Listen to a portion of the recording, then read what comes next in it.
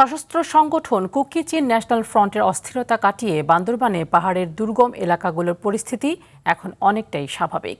শান্তি ও সম্প্রীতি ফেরাতে বাংলাদেশ সেনাবাহিনীর পক্ষ থেকে অব্যাহত রয়েছে মানবিক সহায়তা ও পুনর্বাসন কার্যক্রম।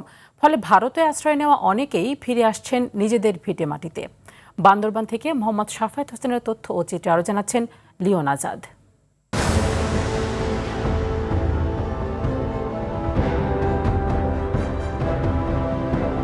বান্দরবানে সশস্ত্র সংগঠন কুকি চিন ন্যাশনাল ফ্রন্টের সন্ত্রাসী তৎপরতা ও অস্থিরতা কাটিয়ে পাহাড়ের দুর্গম জনপদে এখন ফিরেছে স্বস্তি। স্থায়ী শান্তি, সম্প্রীতি ও অর্থনৈতিক স্থিতিশীলতা বজায় রাখতে কাজ করে যাচ্ছে বাংলাদেশ সেনাবাহিনী। কেএনএফ-এর উৎপাতে ঘরছাড়া হওয়া বম, ত্রিপুরা ও মৃু সহ বিভিন্ন পাহাড়ি জনগোষ্ঠী ফিরে আসছে তাদের নিজ ঠিকানায়।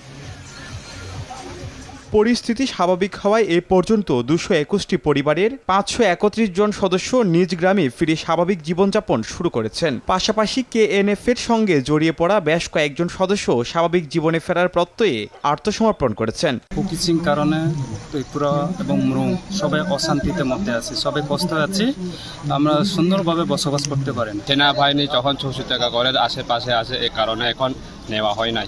আগে আমাদের গ্রামে অন্য বাহিনী অনেক ডিস্টার্ব করতো, আমাদের উপর হামলা করতো, কিন্তু এখন আমরা নিরাপদে আছি, ভালো আছি।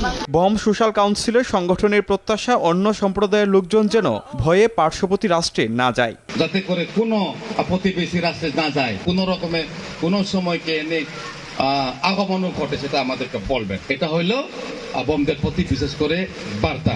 সেনাবাহিনীর মতে বাংলাদেশের আইন কানুন যারা মেনে চলবে না এবং বাংলাদেশের স্বাধীনতা সার্বভৌমত্ব হুমকি স্বরূপ তাদেরকে ধরতেই হবে। বাংলাদেশের আইন কানুন মেনে চলবে না, বাংলাদেশের স্বাধীনতা সার্বভৌমত্বের জন্য হুমকি স্বরূপ, তাদেরকে আমরা ধরবই। এটা আমাদের কাজ। বাকি আপনারা যারা আছেন, পাড়াতে আছেন, আপনারা সাধারণ মানুষ, আপনারা আপনাদের জীবনযাপন করেন, ভয় পাওয়ার কোনো কারণ নেই। সেনাবাহিনীর কঠোর নিরাপত্তা ও মানবিক উদ্যোগে পাহাড়ে এখন আস্থার পরিবেশ তৈরি হয়েছে। সাধারণ মানুষের প্রত্যাশা সব ধরনের আতঙ্কে পেছনে ফেলে বান্দরবানের এই জনপদে দীর্ঘস্থায়ী শান্তি বজায় থাকবে। লিওন আজাদ, RTV।